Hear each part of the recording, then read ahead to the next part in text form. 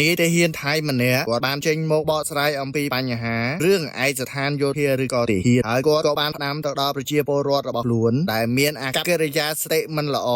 បែកស្លុយមិនមែនចំនួនតូចនោះទេគឺចំនួនធំតែម្ដងដែលបានយកឯកស្ថានយោធាឬក៏ទាហានមកស្លៀកពាក់ឬដងត្រាតាមអ្នកស្រីលើរិយាតាមក្បាលវ៉ាល់របស់ខ្លួនកន្លងមកនេះហើយនាយទាហានម្នាក់នេះគាត់បានបញ្ជាក់ច្បាស់ផងដែរថានេះគឺជាច្បាប់ហាមឃាត់អ្នកដែលមិនមានសិទ្ធិស្លៀកឯកស្ថានយោធាឬក៏ទាហានយោងតាមច្បាប់ឯកស្ថានយោធា BE